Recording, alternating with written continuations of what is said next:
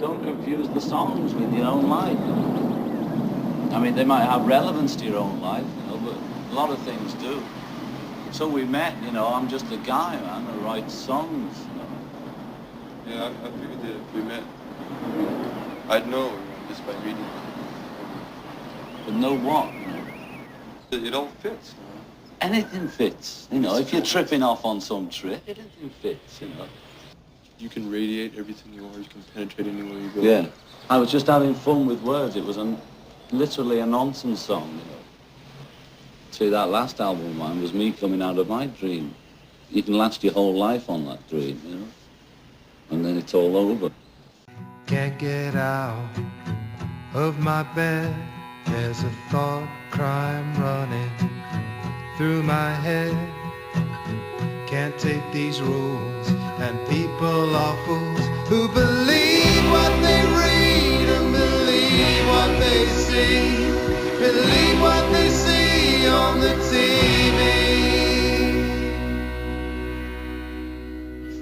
Opinions are like iPhones.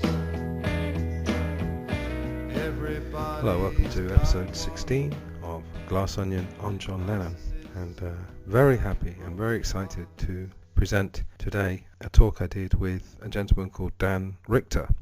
And in fact, Dan and I getting in contact a couple of months ago does sum up this wonderful and surreal world of technology that we have now in 2019.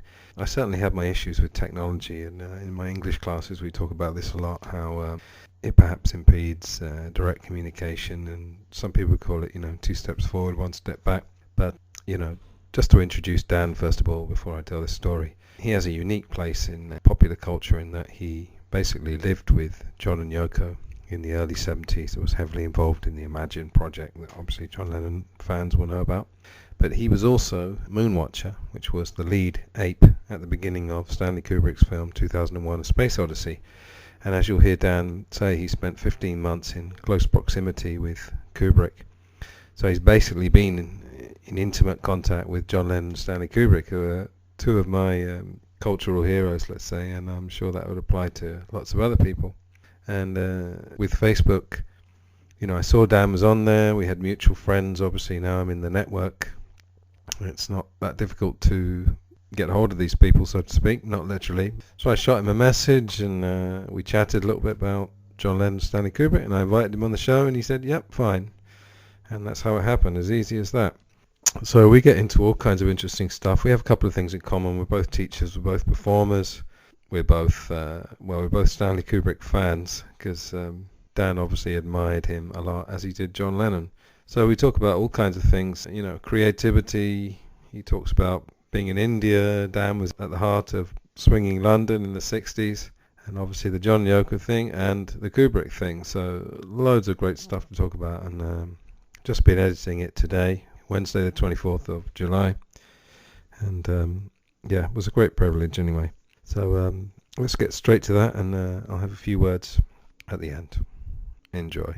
Hi Dan, how are you? I'm great. How are you, Anthony? Pretty good. Yeah.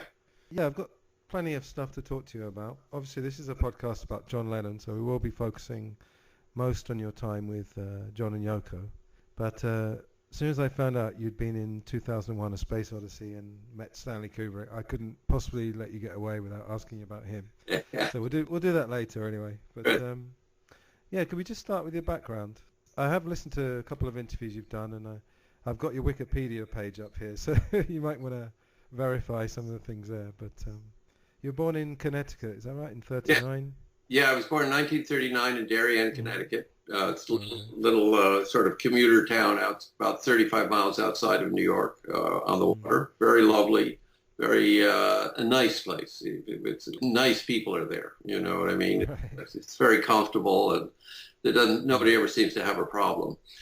And I went to the normal, sort of private schools, and sometime before going to college, I suddenly realized I wanted to be an actor. I'd done some performing, and I found sometimes when I got on stage, a magical thing happened, and I transformed into these characters or what the part I was playing, and it was as though I had lost control and something had taken over, and I wanted to, it was like getting the ideal high that you never get, but I would from acting. And so I went to acting school. I went to the American Academy of Dramatic Arts, and I met the man who had become my teacher, Paul Curtis from the American Mime Theater. And within a year, I was performing with, it turned out I was a natural mime. I could do it. You know, some people have a gift for something, and quite often mimes don't find out they have a gift for being a mime for a while because it's not that popular. Yeah.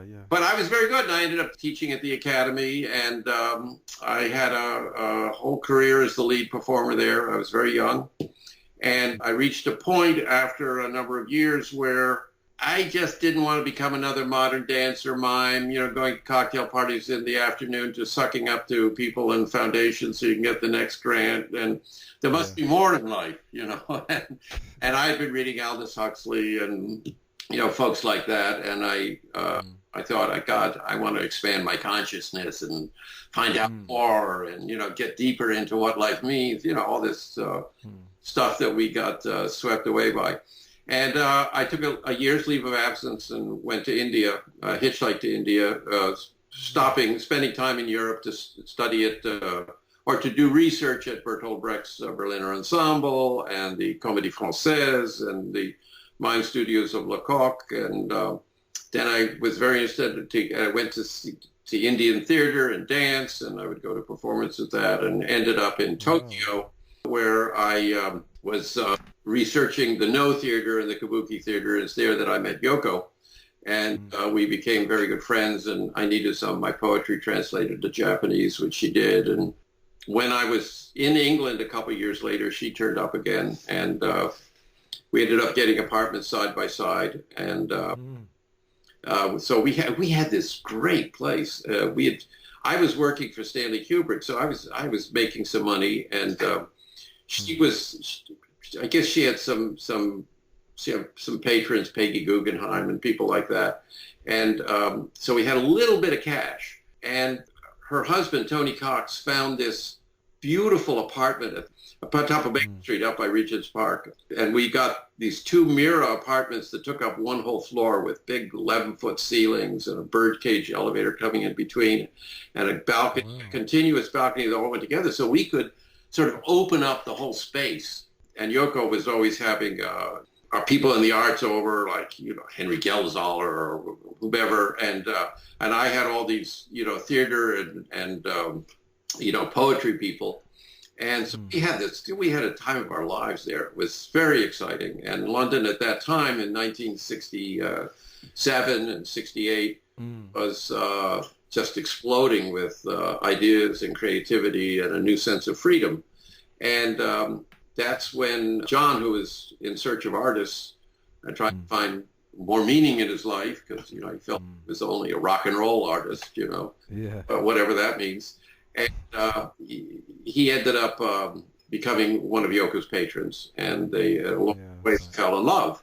That's how I got to that point in my life. Wow, fantastic. Just to get the chronology, what kind of year were you in India? What years were they? I went to India. In fact, I left Paris the morning after John Kennedy was shot, completely fed up with sort of Western governments and civilization. And I probably would have stayed in Paris longer because I was doing a lot of research at theaters. And I said, screw this, you know. And I literally I had no money.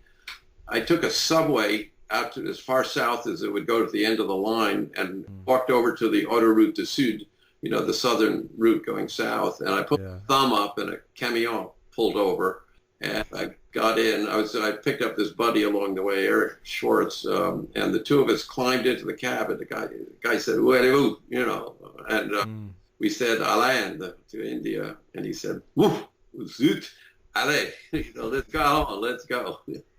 And we, that was it, and that would have been November 24th or 23rd, something like that. 63, yeah. Wow. 63. Yeah, because I was just telling you before we started recording that I'm actually going to India, sort of backpacking effectively, in the end of July for 6 weeks.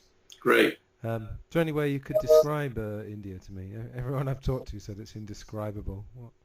I don't think you can describe India because Right. it's so many different things. And I mean, anywhere that they've got, over 2 million gods, and all these different languages and cultures. India is like surfing on a gigantic wave in this magnificent multicolored surfboard that's got friends along it with you and in infinite slow motion, Right. I can't describe India, Okay. There many, many times, but the more I'm there, the less I know it, Yeah, but everybody says, I shouldn't have too many plans for this trip and just try and experience every moment, and go with it. You'll plan to do something and it'll turn out the road is out or the car broke down. Yeah. They're like that. Somebody invite you over to their place and, they're going over to this temple because there's this, they're celebrating something they do every 332 years. And, and you'll end up, painting polka dots on a goat or something like that, Yeah. No, I'm up for that. That sounds fine. So when did you get to London? Do you remember what year that was? Yeah, it was. I left India in the spring of '64. Spent the winter in Kashmir with Princess Zina Rashevsky and some other poets. And I went back to the States for a month or two, and I said, I can't bear this. And also I'd started, smoking a lot of dope and whatnot. Right. I thought you'll just get arrested here and thrown in jail. And so Zina, the Russian princess who I was madly in love with, she wasn't in love with me, but I was in love with her, and was going to give up the world and become a Tibetan nun, but she decided to have one gaudy year before she did it. So she decided to go, she took a house, got a big house in Athens, and she had an affair with a racing driver. And so I went over and rented a house near Zita, and it was big, and so people could come in there. And I started publishing a poetry magazine with the lady who was going to become my wife, Jill. And we finished that magazine. That would have been the year that would have been the winter of 64, 65. And in the spring, we had 2,000 copies of this poetry magazine, Residue, which we had published Allen Ginsberg and Danos Valeritis and Harold Norris, all kinds of interesting counterculture people. Mm-hmm. And London is where it was at that point, as far as the scene, as we would call it, for poetry. And so we took Residue up to London. And it's there that we got very much involved with Alexander Trocki and a number of other people. And Allen Ginsberg showed up, and it was an amazing time, just absolutely amazing. And while I was there, one of the ways I was supporting myself was teaching mime and doing lecture demonstrations and things like that, and doing some avant-garde mime performances. And that's how Stanley Kubrick got in touch with me, because he had heard about me and wanted to talk to a mime for 2001, but we won't go there now. All right, yeah. We'll get there afterwards, yeah. Yeah, because it's interesting, because I'm not actually from London. I'm originally from a county, Surrey, which is about an hour outside. And it's interesting that David Bailey, you probably heard of, the famous photographer it's been from England. a shoot when he shot John Yoko. I met him. Oh, right, yeah. Well, he said he was on this show called Desert Island Discs, which we've had in England since the 40s or something. Yeah. And he said Swinging London was true, but it only happened to about 200 people or something. We all knew each other. Yeah, right. I was going to say, because my mother was living... I'm actually trying to get my mum to appear on my podcast, just briefly, because she was there in the 60s, as I wasn't. But she said that in the suburbs, basically, everything was exactly the same. So I guess you did have to be in London. Oh, I think so. It really was. You went outside a town and there wasn't a lot going. But I will say something about that. I disagree with David a little bit on that, because when we did the Albert Hall reading, the Royal Albert Hall reading, and Alan had come into town. He had been arrested in Czechoslovakia. They had made him the King of the May, and it was a whole big thing. And they were afraid he had all the, thousands of kids and young people were following him, and we got to get rid of this guy. So they arrested him and threw him out. And he came to London because he had created a stir there. I guess it was the BBC or CNN, or what was the other one? The ITV. We're going to have him on national news the next day, to talk to all this stuff. And Alan had come up to Alex Trocchi's house, and I was there, and I think Ronnie Lang, R.D. Lang, and some other people. So Alan turned up and said, oh, I'm going to be on TV, you know, and wouldn't it be great if you could tell everybody that we were going to have a poetry reading, Alan? You could, and then thousands and thousands of people would know about it, you know. And he said, oh, that's cool. Well, I tell you, you guys find someplace, you know, and tell me, because I'm on the evening, and I'll announce it on television, you see. So we all went out, and Jill and I were looking around the Chelsea area, and we stopped in Hyde Park. We go down to the Albert Memorial to smoke a joint and relax for a second, because we just couldn't find anything. And I was looking across, and there was the Albert Hall right in front of me. So I said to Jill, what about the Albert Hall? And she said, oh, don't be daft. You know, I mean, if we couldn't afford it, it won't be available. I said, let's just go over and talk to him. So I went in over there, and they had a not a boxing, something else that had just been canceled 5 days later, 6 days later, something like that, but right away, you know. So I said, well, how much is that? I don't know, it's 500 quid or something like, you know. Jill and I were just getting married, and her parents had cashed in had given her something from an insurance policy, so she had a little bit of money in the bank. So we wrote a check and rented the hall, you know, gave him a deposit, and went back and told Alan, and Alan went on TV that night and said, you got to come, you know, the gathering of this, you know, the Holy Communion, you know. Gathering of the tribes. Yeah. And what happened is that we had poetry reviews in Better Books and at Ronnie Scott's and little places, and there were for 100 people was a lot of people, 150 people was a lot of people. Well, we were hoping we'd get, you know, enough to end up at least paying for the thing. So I called the hall the next day and said, okay, when do you need the rest of the money? He said, you don't need to send the rest of the money. We've almost sold out. And we turned away a couple thousand people. We filled the hall. And we realized that it wasn't just a few hundred people anymore. There was all these young people who were listening to music, who were getting the message. And so I don't want to sidetrack too much, but... no, that's all right. Yeah. I'm famous for it. Yeah. Did you ever go to any of those... Were you aware of the Ad Lib and the Bag of Nails and the Scotch of St. James? You know, was it possible to get into those places? It was. I wasn't a club person. You know, we were sort of intellectual bohemians, and you know, didn't hang out. The interesting thing is that for somebody who was so involved with John Yoko for so long, I didn't have a rock and roll background at all. I was listening to folk music and Bob Dylan, classical music. So I would rather go to hear some chamber music or like a recital. Recital, or hear some jazz, you know. And I tended to stay away from rowdy places. But that's just my personal taste. I'm still like that, which is strange, but that's the way I am. Yeah. So you say there definitely was a vibe. I mean, it's not being totally exaggerated. Oh, absolutely. People were coming to London. First of all, the Beatles couldn't have been that successful if something wasn't happening. And Bob Dylan couldn't have been. When Bob Dylan came to London, you know, they were just crowding him at the Albert Hall. And I think a lot of people, it was happening for many people on their own, in their own little way, with their own little group of friends.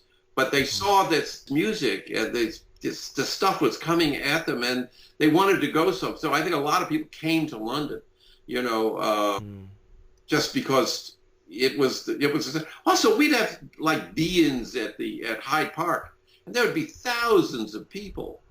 You know, I can't remember what they were all about. Usually about some, you know, legalized dope, or you know, the Oz people who were arrested, Kennedy issue, you know, free them, you know, Richard Neville and all those people. But it seemed to happen overnight. I think that's the point. It was this small group of people, and then suddenly there were these kids. Well, David Hemmings, I'm sure you heard it, he was in Blow Up. He was the main character. He said the swinging 60s was basically something like 65 to about 75. I said I wasn't around, but I'm a very curious person. I talked to my mum. 75 the years? Yeah, the years 65 to 75. Yeah, I mean, roughly, you know. 65 is the Albert Hall. It was the recognition that was saying to go on. Look at Woodstock that happened in the States. How did that happen? Where did all those people come from? You know? Yeah. I mean, you have to understand, we were having poetry readings and get-togethers and things like that. It had been going on for years, you know, back into the beat movement, you know, meeting in the backs of bookshops and things like that. And then it seemed to happen overnight, this explosion. And it didn't grow slowly or something. It was suddenly there, and it was everywhere. Yeah. There's definitely a reaction against repression as well, because again, studied sociology at college and stuff, and I've always been fascinated by that. Talking to a lady called Kit O'Toole, actually, the last interview I did, she was saying that America in the 50s sounded a lot like how I described England. It was very repressed, you know, very repressed. Yeah, I mean, absolutely. Women in the United States couldn't get a credit card without their husband signing for it. Black people couldn't vote, couldn't go to, you know, integrated schools. It was a very repressed thing. And because all these guys had come back from the war and they had this horrible experience and fighting for, you know, to keep our way of life. And, you know, they wanted nice, little, safe, their own little home outside of town and a job and whatnot, and make sure the children were safe and everything like that. And the kids were going, no, man, I want to live my life, you know. Yeah. Colonialism was collapsing. You know, if you look at a geopolitical sense, I mean, at the beginning of the 60s, think of all the countries that were colonial countries that were no longer, that became liberated during the 60s. Yeah, I guess India was a bit earlier, was it? India was very early, 49, 50s, 50, yeah. I mean, England just walked away. For people who don't know, Dan was the main ape in the beginning of 2001. Where did the name Moonwatcher actually come from? Well, Arthur Clarke and Stanley wrote this. We actually had a script. We didn't necessarily stick to it very much. But Arthur describes Moonwatcher looking up at the moon and thinking about stuff and trying to remember, you know, his father. And it did different. In other words, that's where it came from. And so he was this guy who was a little different, who was looking at the moon. Oh, okay. Because it was based on a book. And then, am I right in thinking Arthur C. Clarke then wrote a book while you were making the film? Yeah, it was what happened when Arthur and Stanley first got together. Stanley optioned 11 of Arthur's stories, short science fiction stories. Because Stanley was trying to write, his idea is, I want to write something about ETs, about extraterrestrials, other life. And he had gone to Roger Karras, who had been in publicity department at Columbia Pictures, who had met during Spartacus, and they were having lunch at Trader Vic's, catching up. And Stanley, Roger asked him what he's doing. So I want to film on ETs, and I'm doing all this, looking into all this science fiction writing. And Roger said, "Have you talked to Arthur Clarke?" He said, "Oh, he's some crazy guy who lives in a tree in Ceylon or what." I says, "No, he's a good friend of mine. You got to talk to him, you know." And he got the two to get together, and they hit it off immediately, because Arthur was the best. He was more than just a science fiction writer. He helped develop radar and a bunch of things. He was, you know, the geosynchronous satellite was his idea. You know, that's how we're communicating now. You know, wow. So this guy. Arthur was a very special guy. Stanley was a very special guy. When these two minds got together, it was beautiful.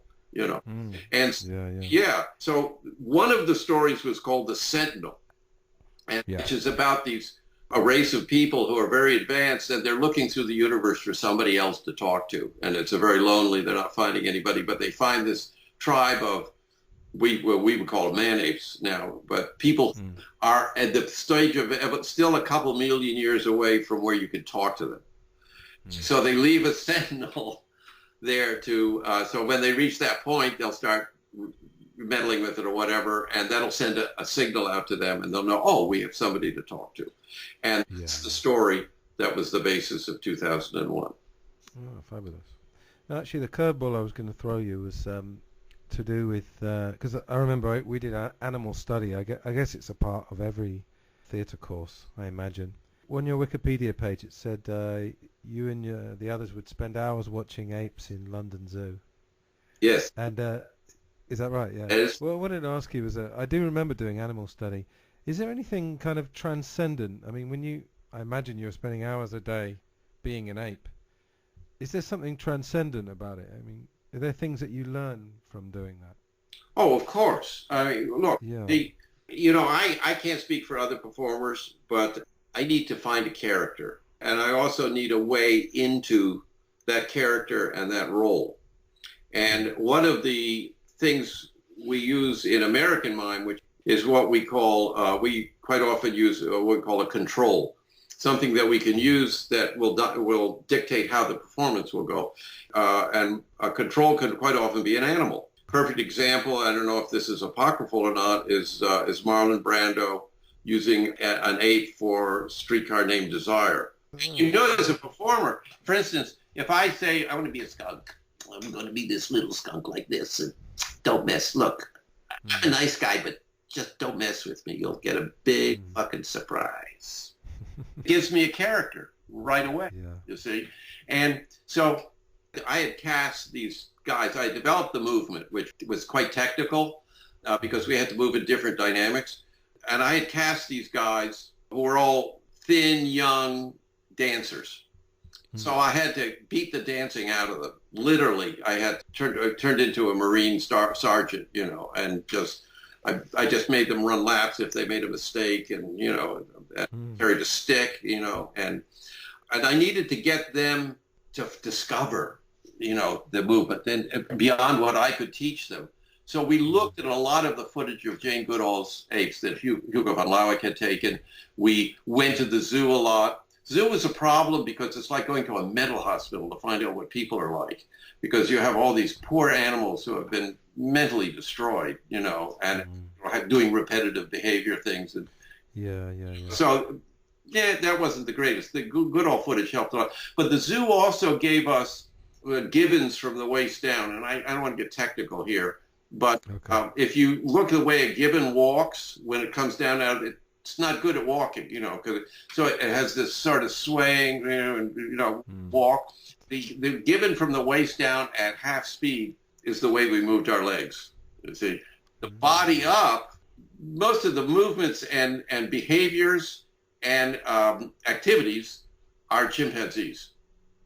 But we then superimpose gorilla on that, which brings the chest forward a bit, brings the back up, and brings the head down, and it gets a slightly more aggressive, even though they're not, gorillas aren't aggressive. I've been with them in the wild, and they're sweethearts, you know. They're just big guys, you know. And they'll bluff a little, you know, whoa, don't mess with the ladies, you know. Very interesting. I'll come back to Stanley Kubrick towards the end, but let's get on to John and Yoko. So I didn't know, actually, you knew, as you were saying earlier, you knew Yoko before John. Yeah, Yoko is an old friend. We remain friends, and relationship was more based on art, avant-garde art, and we had mutual friends in the art world.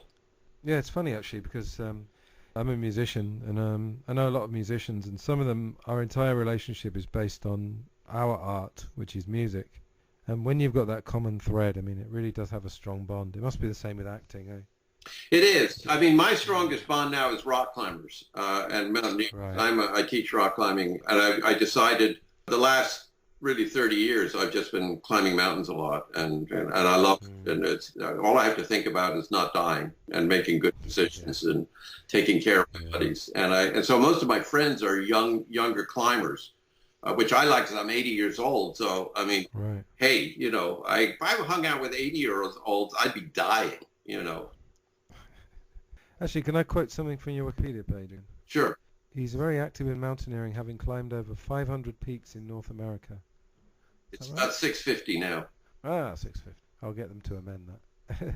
So let's get on to John and Yoko. So you were their assistant. Could you tell me the years that you were with them, if you don't mind? Yeah, back in the end of July in 1969, John Yoko bought Tittenhurst Park in Aston. Yeah.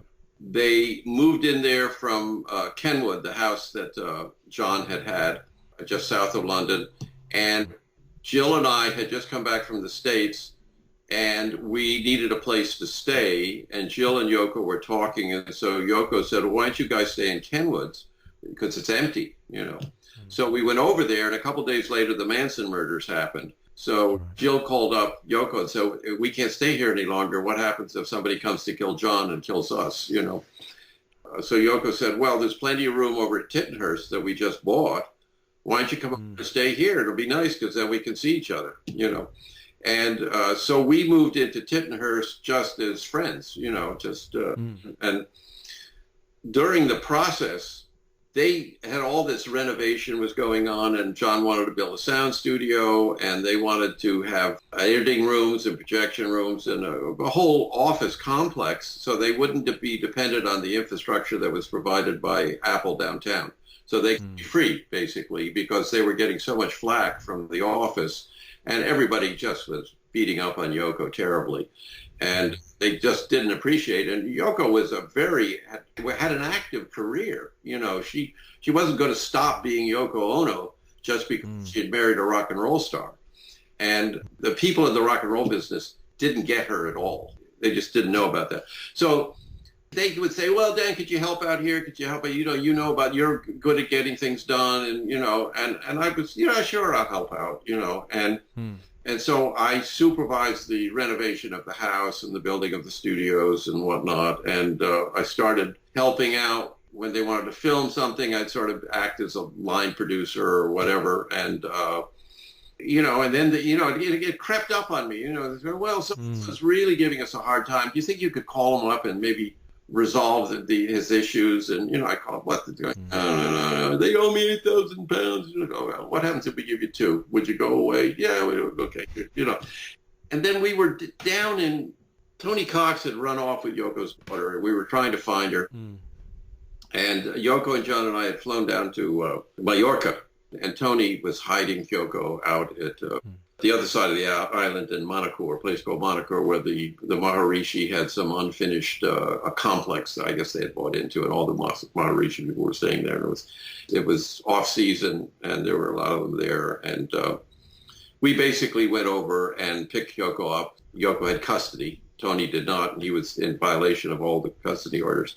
Yeah. In the car and drove away. And Tony called the police and said, Yoko and Dan Richter got the mafia involved, and they've stolen my daughter. And so basically we got back to town, and John and Yoko were busted. And I went down I spent the night in the jail with them. We got out in the middle of the night, and I did a press conference the next morning. Peter Brown, got in a private jet and came, or private plane. Anyway, somehow he got down there, and we did a press conference. And as we were leaving, I booked tickets on every plane out of Palma that day, under the name of Mr. and Mrs. Smith and friend, and chose the flight to Paris, and we got on it, and we were going. And John said to me, how can you not be working for us? You're representing us, things like that. And I said, well, I don't want to work for you, because if I go work for you, you can fire me, and I don't want to be fired by anybody. I'm having, this is fun, right up to now it's fun, but, and I'll need to get back to my own stuff shortly, but so anyway, I agreed, and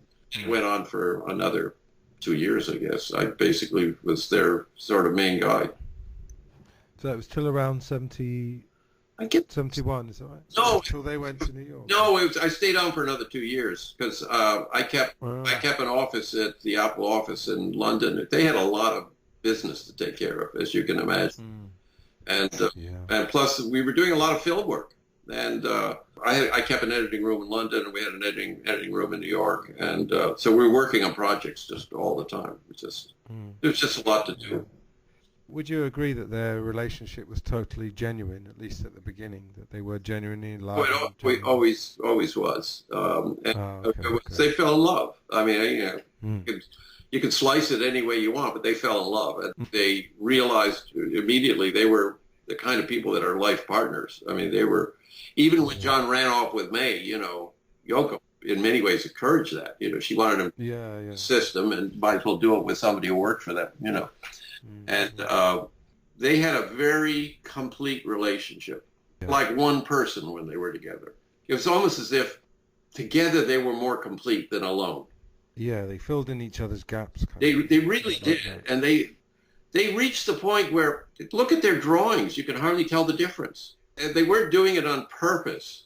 I can't emphasize that enough. Everybody said, oh, Yoko manipulated. No. You know, Yeah, at all. okay. And John wanted Yoko to get out there and take the heat. John wasn't the kind of guy who would fire somebody. He was the kind of guy who would get somebody else to fire them. Stanley Kubrick's like that. He can't fire him, you know. And Yoko has no problem going up to somebody and saying, "We don't like the work you're doing. You're fired." You know, it would, you know, that wouldn't be a problem for her. So that's sort of a banal way of putting it, but they worked very well together. And so whenever Yoko was out saying something and John standing in the background and everybody says, "See, there's Yoko again doing it," the two of them had worked it all out. You know, we would meet in the morning. There was a lot of mail, phone calls and messages and telexes, and junk would come in. And we kept an office in Ascot, and there was Dinah Robertson was the secretary. A couple assistants, Peter Bendry helped out for a while. Stephen Brendel would come down from the office every morning and would be there. And so we go in the morning, I'd look at everything and I'd throw away the stuff that that was irrelevant and whatnot. And I would go into John Yoko's bedroom and tell him what was there and listen to what and they've also been on the phone all morning and all night, you know, talking to, you know, Ray Connolly or, you know, Bob Dylan or whatnot. And we'd figure out what was going to happen next. You know, it wasn't disorganized or her dominating him or situation. Yeah, I was just thinking when I was young. I mean, I got into the Beatles when I was about probably 13 or 14. So that's 30 years ago now. And the first few years, I mean, I just read and listened to and watched everything I could get my hands on. And I never found their relationship particularly a mystery. Certainly the attraction. And one of the things is that actually, obviously, you're a creative person. I consider myself a creative person. When artistic people get together, I think one of the things that bonds them is that when you can almost be like a child, not in an infantile way, but you can kind of tap into that thing that we lose when we become adults. Yeah. And I get that impression with them that they like being kind of like children almost. Sometimes. Very much so. And a lot of what they did was like play. They would be laughing and we could do this, listen to this. And I remember once we were the three of us were flying to Houston to meet with some attorneys about custody over Kyoko. And John was saying, maybe since we're in America, why don't we write a country song about, you know, I mean, we're all laughing, you know, it was just, he just had this you know, just this almost, creating was people like that, it's just coming out of them all the time. Yeah, it's like breathing almost. Yeah, and Yoko's the same way. It was just coming out of her all the time. Yeah. And so sometimes they were very serious about it. Sometimes they were very playful about it.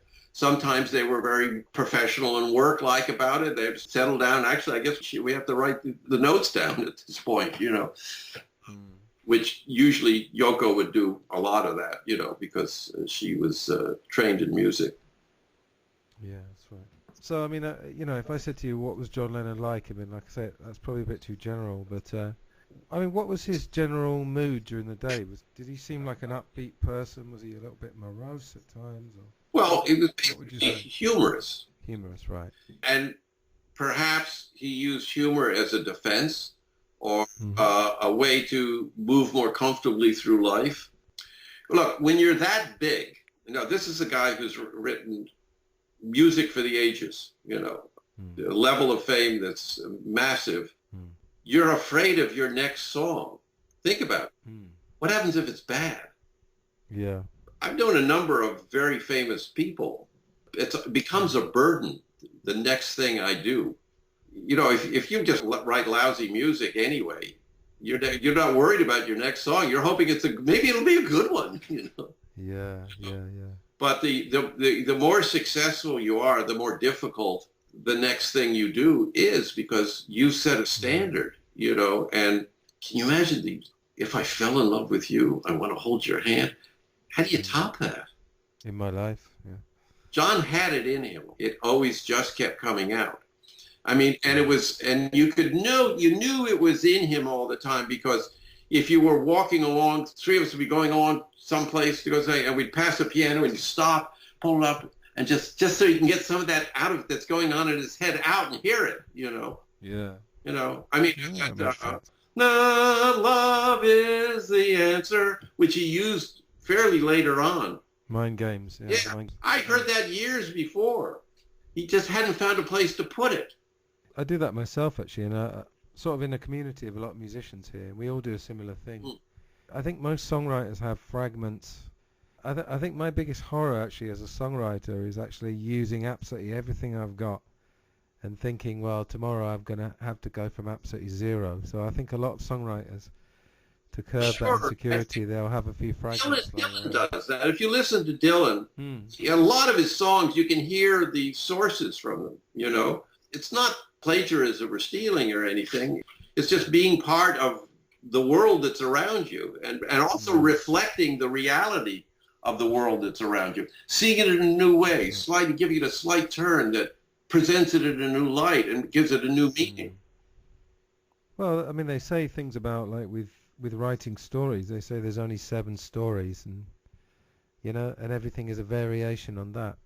Well, I've heard a number of versions of that, Anthony. The one, 3 stories, 5, 7. Man against man, man against himself, and man against God. And then there was a Victorian book about the 36 basic plots of the story. You know, the bottom line is you're telling the same stories over and over and over again. You know.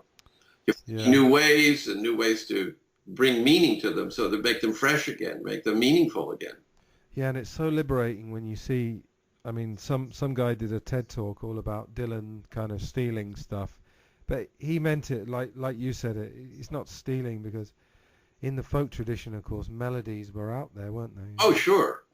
I think people would come down harder on you if you were stealing words. I think if you're stealing a melody and putting your own story, I don't think there's anything wrong with that. I don't know that thing. You know, George got sued for My Sweet Son or My Sweet Lord, one of those things. Sure, but you know, before the 20th century, musicians used other people's music all the time. That was standard.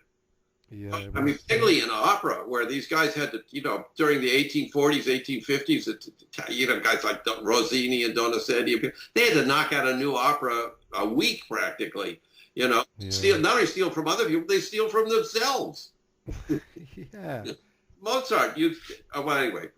Yeah, no, we can go on forever, can't we? Shakespeare, most of Shakespeare's stories were already out there, etc., etc. Yeah. So where did we get up to? So which projects were you most involved with John and Yoko? I'm probably the most successful one was Imagine. You know, John said to me one morning, I'm recording tonight, you know, and whether the studio's ready or not, just call everybody, and I'll call George. And so I was pretty much supervising all of the recording of Imagine and the filming of it. And were you DP? Were you director of photography on the Imagine? No. Oh, you weren't? No. People say that, but I wasn't.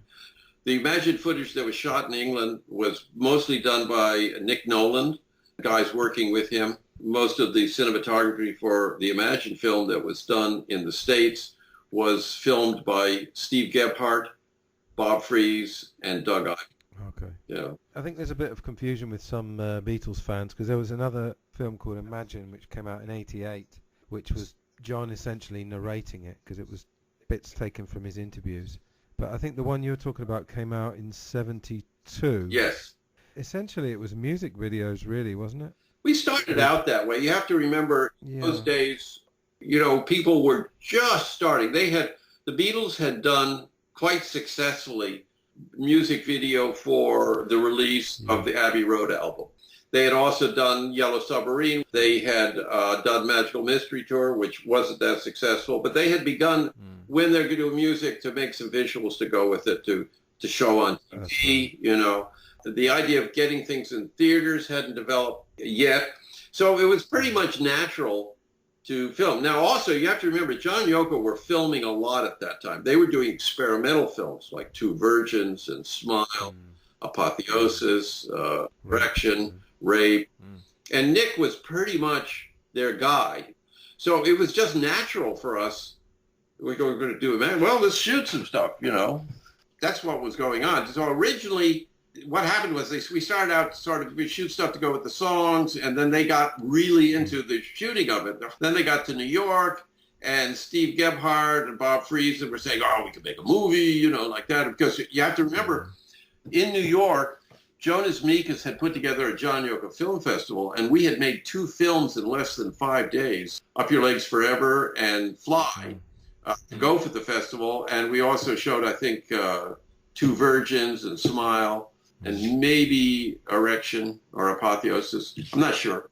So once they got to New York, it's one of the things I liked about New York. There was all these creative people were saying, let's do this, let's do this. New York is Yoko's world. So in England, they're going to be surrounded by the rock and roll world.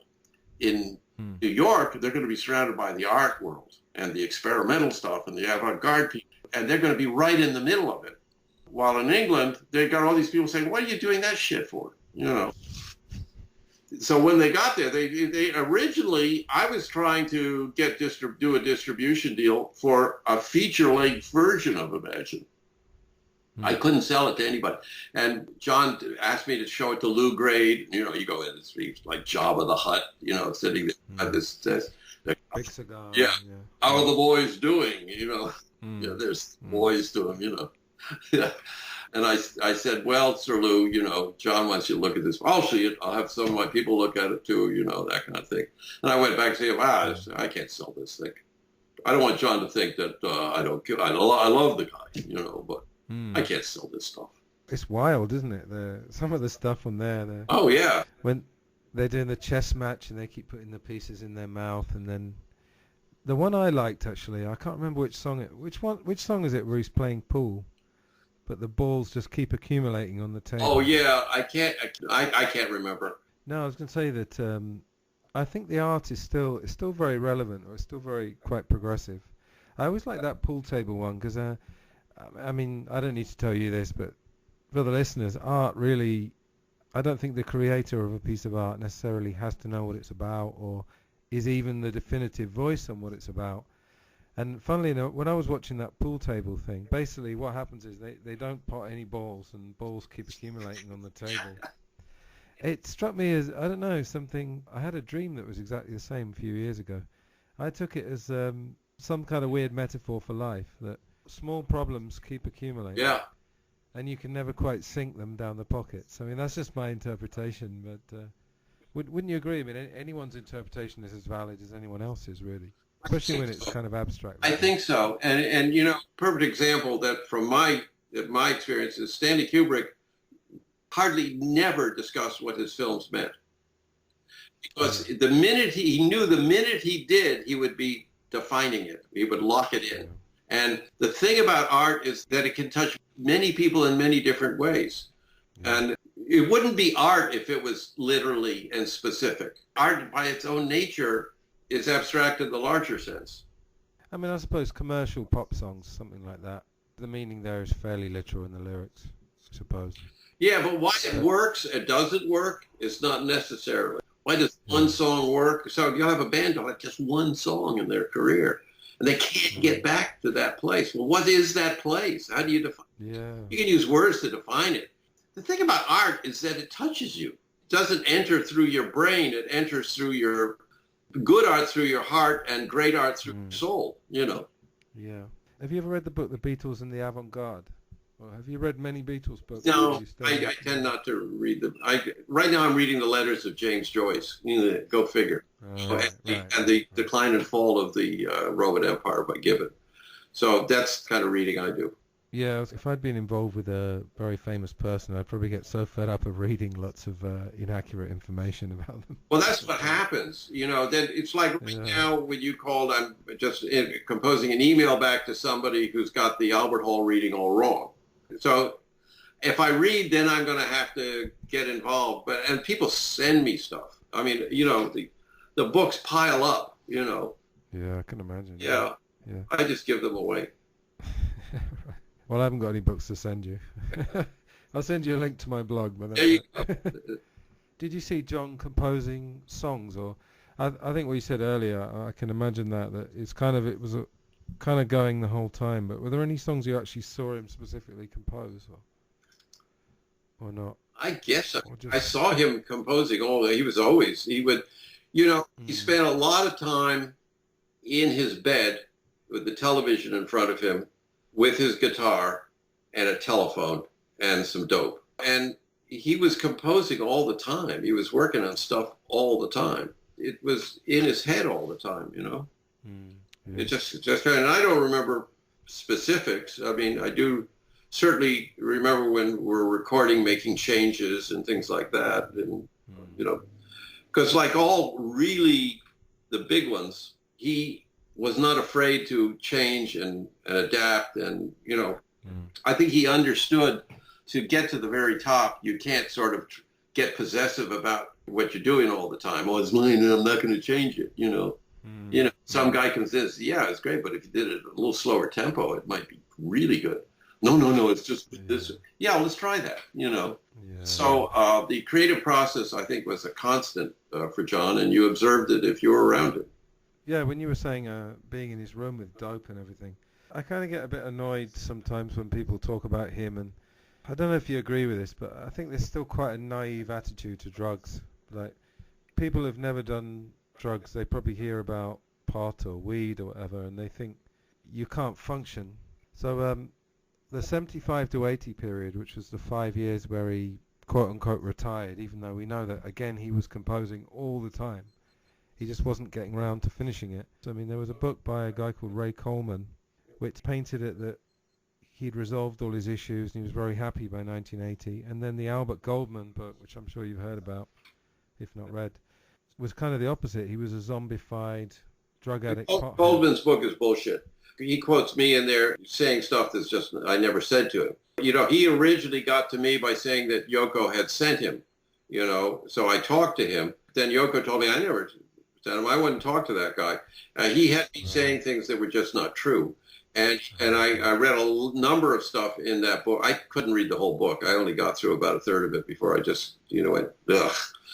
Because my problem I had was that he was saying things that just wasn't true all the time.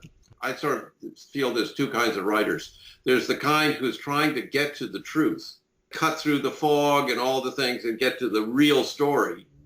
And there's the kind of writer who's looking for stuff that he can put in so he can create something that's will create a stir and get people interested and sell his book. And he didn't goddamn about the truth. I think Ray Coleman actually knew John, you know. He did, yeah.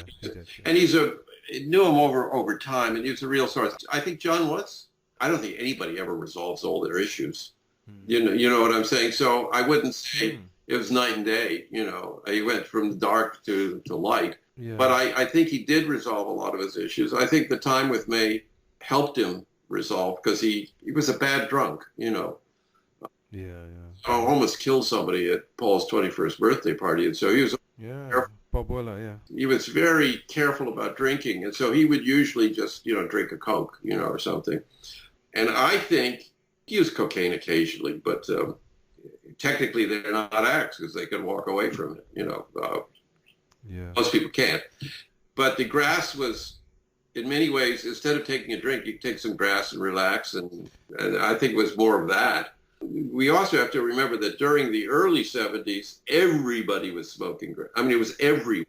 I mean, I can't remember being in a room where there wasn't a joint, you know. And it wasn't because they were all drug addicts, it's because that's the way it was, you know. I mean, there's a huge difference between creating something and then smoking a joint at the end of the evening or something, to sort of waking up and doing it. So, well, I guess my point is, I don't think John smoked dope in order to be creative. I think he was a creative person. You know, he was under a great deal of pressure all the time. And that's one of the reasons he stopped performing. Let me give you an example. I was with him when he went on stage a few times, not a lot of times because he wasn't touring anymore, but he would always vomit before he went on stage. He was so nervous. And again, it has something to do with, I'm arguably the most famous rock, well, you know, is it Elvis or is it me? You know, that kind of. And I'm about to go on stage now, and tens of thousands of people are going to watch it live. Millions of people are going to watch recordings of it, or somebody's version of it that's going to be written about it. You know, there's going to be a whole group of critics that are going to tear me apart. There's going to be a whole group that say I'm the greatest thing since sliced bread. There's going to be a whole group that fall in the middle. Can you imagine? And you've got to go on stage and do it. It's what we were talking about before. Yeah. So there was a lot of pressure, and the Beatles thing was hard for him. He was a very sensitive man. He had a lot of deep feelings about everything, and he had a lot of issues that came out of his childhood, which everybody knows about, and he also had all of these creative ideas in him. He had this welling up that seemed to be happening all the time. He also was not like other people. When you saw him walking through the world, he didn't look like other people. He looked unique. Dylan sort of has that too, I mean, Joan Baez said she'd never see anybody with so much charisma as Bob. These people, they're like a different species, It's a great relief to not be a Beatle anymore, Yeah. Even though you could never get away from it. It was a great relief to not have to worry about going on stage and selling yourself and doing all that, Didn't mean he wasn't playing music and enjoying it and whatnot. But he would, like, my kids would go down to, they had a place down in Palm Beach or wherever it was down in Florida. And they'd go down there at Christmas and bring Julian, and they'd fly my kids down to play with Julian. And everybody, the sense we got was they were happy. Look at all the photos. They're playing. They're happy. They go out to dinner with interesting people like Tennessee Williams or whatnot. They don't have to be tested and attacked. And that was great relief for him. Great sadness is that he was shot the day he came back from the recording studio, and he was starting to make more music, Yeah, that's right. When was the last time you saw him? Can you remember? It was long ago. It was probably about 75 or 76. Alan Kine had tried to hire me after I quit, and I wouldn't do it because I knew there were big lawsuits pending, and I did not want to. I couldn't testify against, or not against John, but I wasn't going to give out private information, anything, because I had been privy to everything, literally everything, and every piece of paper, every conference, so I just wasn't going to get involved, So anyway, I got called by these attorneys, said, would the lawsuit, would you look over some papers and see if there's anything in here that we can use against Alan? This is John's attorneys. And I said, I'll look at them, but there's nothing in there. He's not going to leave a trail that's not well covered, And so this young attorney, this young lady in a pinstripe suit comes down with all these boxes, chauffeur bringing all these boxes. They put them in the middle of my floor. I'm staying at the Hotel Chelsea.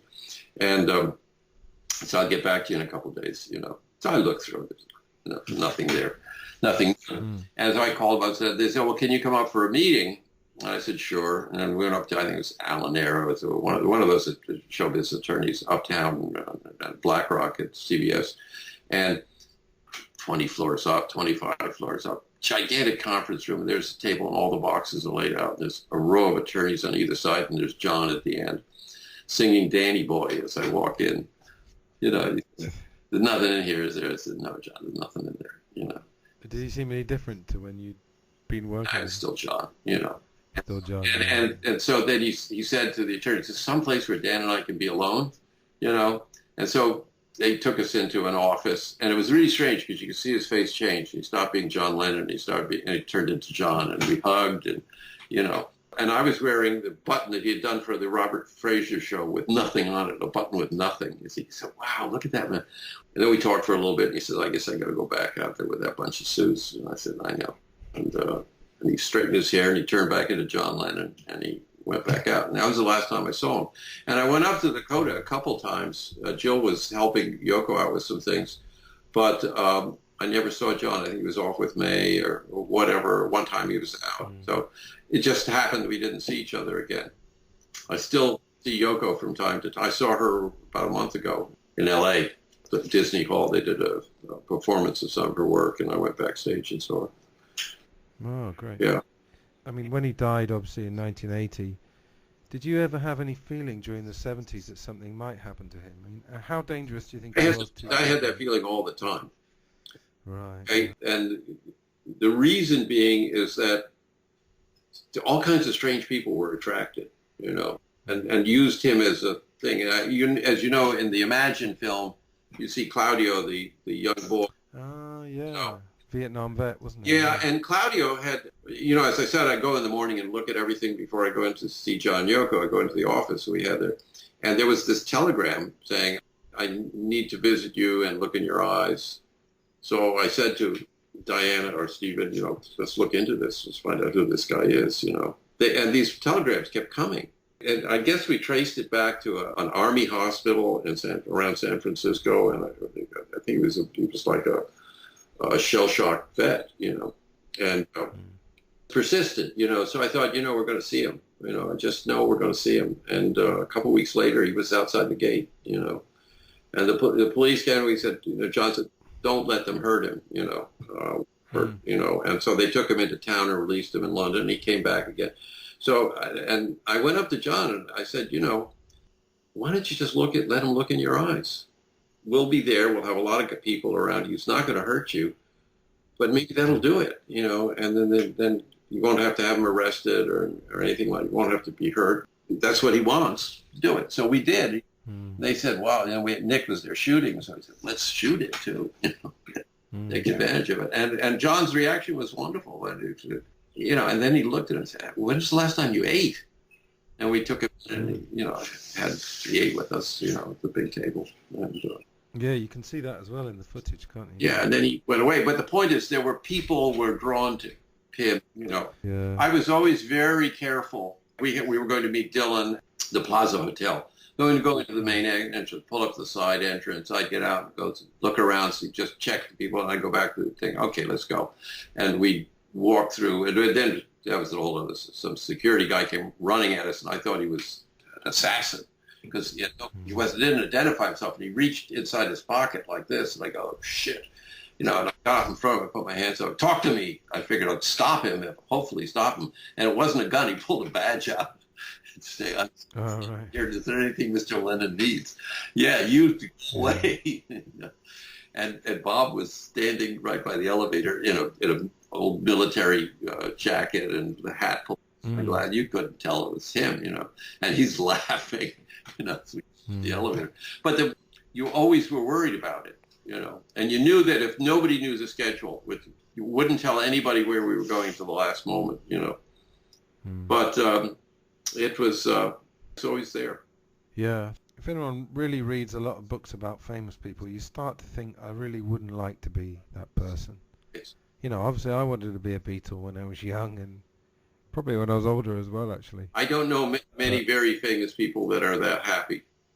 Did it seem really worth it? I mean, I'm sure after you spent a bit of time with John Lennon, you think, did a part of you think, would he have liked to have escaped? If someone could said you can be anonymous and still contribute your art. Well, it's like... Or was it also a drug? It's a drug as well. It'll take you over. It's like Yoko.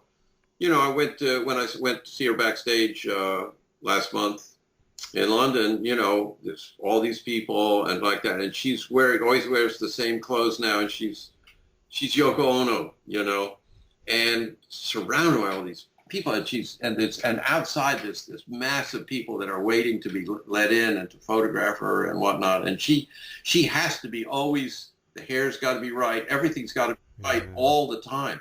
And she and I, we took each other's hands and we just looked at each other and it was like, wow, and we both cried a little bit, just remembering what had happened and where we had come from, Yeah, it's an incredible experience.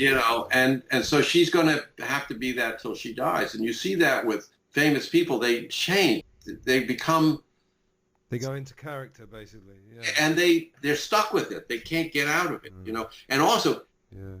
If they say, okay, I'm going to not do it for a while, and they go off for a few weeks, and they go up in their cabin and things like that, and it's like a drug. It pulls them back, Yeah. Well, that kind of persona thing, of course, one of the big things that happened to me when I was about 13, I watched an interview with Marlon Brando, the lady called Connie Chung, who was a journalist. Yeah. And he said 2 or 3 things that just stuck in my head. And one of them, he said, everybody is an actor. And he said...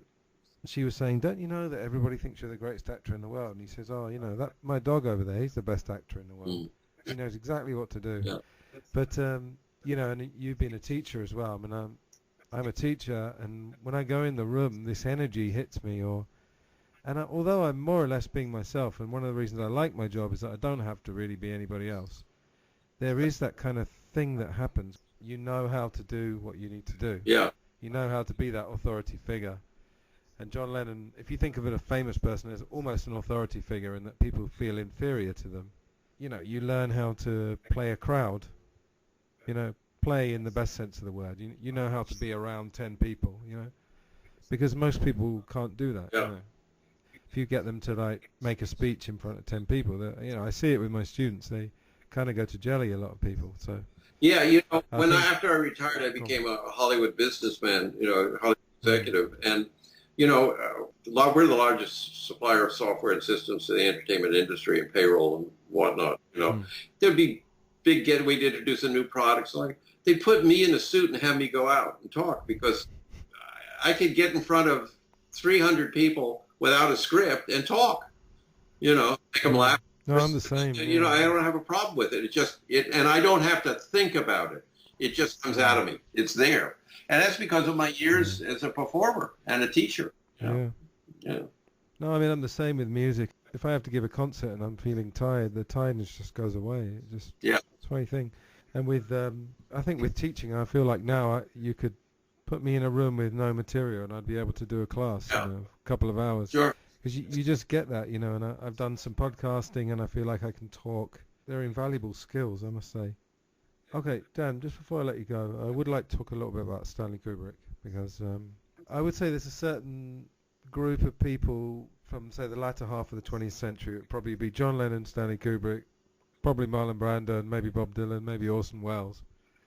And you were saying earlier they were different species. Would you put Kubrick in that category as well? Oh, sure. You know, the thing about Stanley, I saw him every day for about 15 months. Most of the time we were working together and sometimes socially whatnot. So I saw a lot of Stanley Kubrick. I spent a lot of time with him.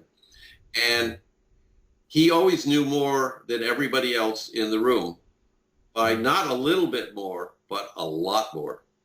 And, you know, he wouldn't read a book about something. He'd read the manual. You know, the research that went into it. You know, he wasn't interested in people's opinion. He was interested in facts. And so he just knew stuff. And he also had an eye and a vision, you know, and he knew how to discover. You know, people say, well, you know, he did all these takes because he was a perfectionist.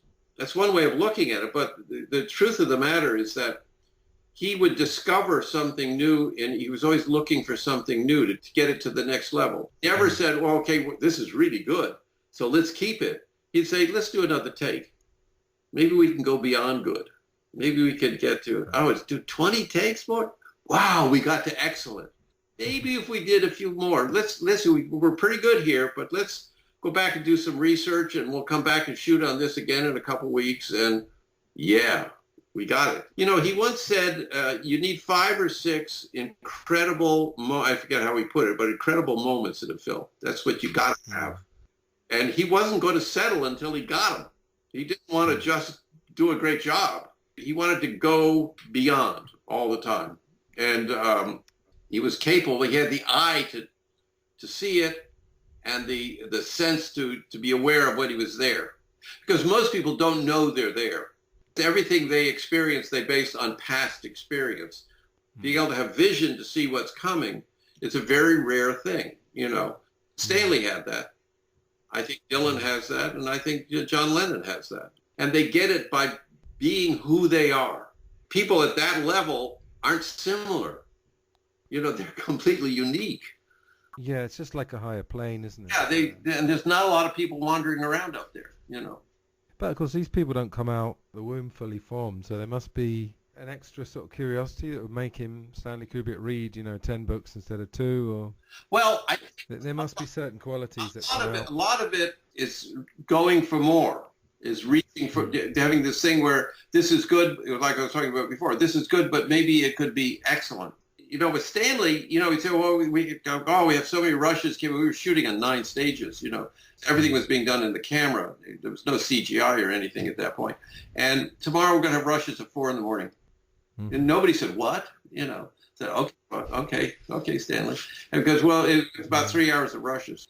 And we just do it, And The way I work is that I've learned that I'm going to keep working until I get there. I'm never going to settle, and he did that, and I respected that in him, felt you had a kind of bond. I think everybody who ever worked with Stanley felt they had a kind of bond with him, though, because he had that ability to pull. Yeah, what I mean? It's like everybody thinks they're Stanley's closest friend when they're working with him, Yeah. So on the next project, and he's got a whole new group of closest friends, and everybody else, they were friends, and they're like, but I'm busy now, and some people just don't get him. It's like Malcolm McDowell. I was going to say, Malcolm McDowell said that he tried to contact Stanley after they'd done the film, and Stanley wasn't interested. Yeah. Just because, like you said, their time had gone, and he was on to the next thing. Yeah. He would have nothing against Malcolm, but his life was completely full. And the only time off he had from because he worked incredible hours, would be for his family, who is very close to his family, his dogs, and, you wanted that time and maybe watch some television or, see a movie or something like that. He just didn't have time. He didn't have enough time to do what he was doing and to be with his family. And, Malcolm also, he complained to me, he says, he never told me what to do. But I love that about Stanley. And a lot of actors love that because he figured, you're the actor, come up with something. Tell me something. I've told you what the script is. I've told you what we're doing. Do you want me to tell you how to feel, how to act? I'm a director. I'm not an actor, Yeah. And so you'd do something. It'd encourage you to try things. I try something. He said, I don't like that, Dan. Okay, I try something. Hey, I like that more. Maybe we can take that a little bit further. Okay, There was a back and forth, which was wonderful. He really wanted to know what you thought about things, how you would approach it. Did you have any insights into it? He did. It's proprietary. It's only my way. It's got to be my way. He's not, like not a dictator like or Otto Preminger or somebody like that. Roger Harris told me a great story about him. He and Christiana had this maid, and she was terrible. She wasn't a very good maid, but she was a nice person, but she wasn't. They wanted to fire her, and so didn't want to do it. Stanley said to Roger, "Will you fire her for me?" And so they moved out for 2 days into a hotel, and so they wouldn't even be around when it happened. And Roger did it, gave her some, here's 2 weeks pay, thank you very much, and set her up. Yeah, I was thinking when we talked online a few weeks ago, I think I asked you whether John and Stanley Kubrick ever met, and you said they hadn't. Maybe we could finish with this. Do you think they would have got on? And what ways do you think they would have connected? I think John and Stanley would have got on if they had met, but I think there would have been an awkwardness because they would have thought, well, this person could do something I can't do. They really didn't know each other's world that well. I mean, John was, first of all, was very impressed with Stanley. I mean, originally, the first time he saw me, he asked Yoko to introduce us, Yoko said, because of 2001. I was going, that's fucking Beatle, and he's like, this guy from 2001, So I think John would have been very, I don't want to say deferential, but I think he would have been very excited and impressed, and it would have. And I think Stanley would have realized, even though he wasn't into rock and roll particularly, or but he was aware of popular culture. He did watch television and things like that. He would have known that this big creative guy, and I think they really would have enjoyed each other's company. Whether, I don't know if they become great friends or anything, but most of his close friends, people he talked to all the time would be other big directors, people who were doing what he was doing. Yeah, I can't imagine Stanley Kubrick being starstruck somehow. From all I've read and seen about him, that's just the last thing I can imagine. No, he wouldn't. He seemed like a very secure person.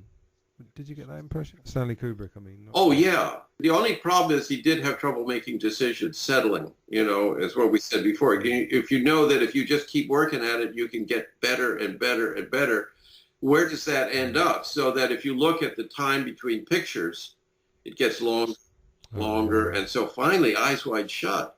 It's a long time between that and Full Metal Jacket. 12 years, actually. Yeah. And after Stanley died, I was out at the house And I was going through all the stuff with Antony Fruin, boxes and boxes, and just endless amount of stuff, because Stanley kept everything, you know. And we were looking at, he was trying to figure like a shot of the door where Tom Cruise is in a door and meets a prostitute or something like that, a doorway, okay? And he had Jan Harlan's, I think it was his nephew, go out to some town nearby with a stepladder and take a picture of every door, and then had them take the pictures and posted them together so that you could track along the street and see every door. Now, this took an immense amount of time, work, and then didn't use any of it, you know. I just think it had got to the point where it just was taking him forever to get to where he was going. I think he made 11 very well-known films, and he made a couple at the beginning. Yeah, you know, Fear and Desire, and yeah, Killer's Kiss. Yeah, the Killer's Kiss, and Killer's Kiss, pretty good picture. Fear and Desire wasn't very good, but he said he learned a lot. Never let that be released, you know. I'll tell you which film I absolutely love is The Killing, you know, the one about the racetrack. That's the one. When because I love Sterling Hayden. Who is this guy? Who is this actor? Yeah. And then I looked up, and I that brought me to Paths of Glory. And from then on, it was, you know, it was Stanley Kubrick. But and The Flying Padre, those. Oh yeah. And there's one about boxing, wasn't there? Day of the Fight. Yeah. Yeah, and that which led to the Killer's Kiss. Well, I think from The Killing onwards, I think is including that there's only 11 films, but I mean they're just all so seminal. Yeah. I mean I like all of them. Different. They're all different. Yeah, exactly. I mean, think about that. To be able to make a film that's, did you say, a seminal film like that, and do it over and over and over again in a different style. Yeah. I think he made 2 war films, but other than that, I think they're all different genres. Yeah. Aren't they? I mean, okay, Strange Love, you could call it a war film on one level, but yeah, I mean, it's a different. Well, Paths of Glory, very different than Full Metal Jacket. Oh yeah. I mean, the incredible thing is that Full Metal Jacket, of course, the second half of that was filmed at a gasworks somewhere in East London. Yeah. Yeah, isn't that incredible? Yeah. I was a bit disappointed when I found that out, though. I wish they kept them to themselves, because now it's hard. I know. But he didn't want to leave the house. Right. I got this editing machine that I had built for John Yoko, and a flatbed. He was moving from moviolas to flatbeds, and he was shooting and cutting Malcolm's film, what you call it, 80 years old, Clockwork Orange, you know. So I went over there. He said, could he borrow it, you see? And I asked John Yoko, and they were going off to Hollywood, Beverly Hills, to do Janov treatment or something. Well, that's cool, Stanley Kubrick, you know, because he was a fan, you know. So I went over, and I had it installed, and I went over, and I hung out with him for the day, you know. We just walked around, talked about shit, and things like that. And he was saying, you know, I figured it out, Dan. I do not have to work in a studio anymore. I can work out of my garage, because he had three or four car garage. Like, so 9 people, I can make a movie, you know. And then when I have to go onto a set, or I can go out for the day there, and then come back, and I everything out of here, you know. That's what he did from then on. He wanted to be as far away from Hollywood as possible. He just wanted people to leave him alone so he could do his work. I think he knew a lot about how the world works, because another sort of area I've been involved in the past is activism. I guess most of it is online now. I have a blog and I post online about various things. And to me, there's no doubt that Stanley Kubrick knew. Have you heard this sort of idea of the invisible government, where there's a sort of continuous line? You know, they talk about the military-industrial complex, and the idea that it doesn't really matter whether it's Bush, Obama, or Trump even, that there's kind of a continuous line. Well, it's so big and interrelated. It's self-perpetuating. Yeah. I mean, it's gigantic. It's like trying to turn a big steamship around. It takes a long time to move it in any direction. You know, it just has so much inertia because of its size and complexity. And I think that's true, you know. Might even be good. Keep things from happening too much, you know. I just think, I was talking about this on an earlier podcast, about certain people, they perhaps just learn about the world quicker than other people do. You know, I don't know if you remember when you were at school and stuff, there were always kids who seemed to have this information about things that you didn't learn about for another few years, but they were always the first people to learn about these things, whatever they were. Yeah. I think John Lennon and Stanley Kubrick realised that so much of our world was basically bullshit, and that show business and everything there was such a big layer of bullshit to it that they, Well, there's a similarity really in that they like to be in a kind of contained space doing their art. yeah. So John Lennon's in Give me his some bedroom, truth. Stanley You Kubrick's know, in give me his some house. truth, man. You just bullshit. It's like, okay. Well, this has been fantastic, Dan. Thanks very much. I didn't know where we were going to go with this. I had so many half questions I wasn't sure how to ask, but I'm glad we talked about the creative process as well. Great. Yeah, what can I say? Thanks very much. It's been a pleasure. You take care, Anthony. You too. All the best, and hope we can talk in the future. Okay, bye-bye. So that was Dan Richter. Hope you enjoyed that, everybody. I certainly did. I should have actually explained the clip I played at the very beginning was John Lennon talking to a fellow called Claudio, and I think Dan mentioned it during our talk. It was in the Imagine film from 1988, and also the recent film John and Yoko, Above Us Only Sky, which Dan was in, and which definitely would recommend.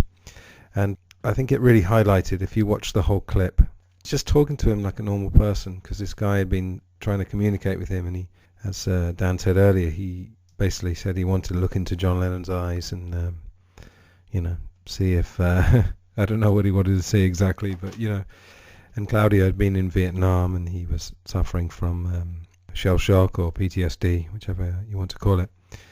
But it really highlighted there how John Lennon would just treat him normally rather than be afraid of this perhaps crazy guy. Some people would write him off as that, but as Dan said, John Lennon was able to see a bit further, and perhaps is one of the things that I do admire him for. So as of today, Wednesday, in 6 days I'm going to India, so I'm trying to get as much out as possible. I've got the interview with Ken McNabb, author of And in the End, and I'm going to plug that again. Please read that book if you're a Beatles fan, And in the End, The Last Days of the Beatles. Ken and I recorded, frankly, a monster discussion / interview on Skype, and I'm going to try and make some sense of it and get something out. Well, I've got to get it all out before Tuesday, so the podcasts I do put out are going to be pretty much no frills. There might be short audio clips at the beginning, but there won't be any in the middle because it takes a long time to get those sorted. It's very fiddly. Anyway, there will be a podcast coming out very soon, which will be the first part of my talk with Ken McNabb. So I will see you all soon, and thank you very much for listening. Take care. Bye.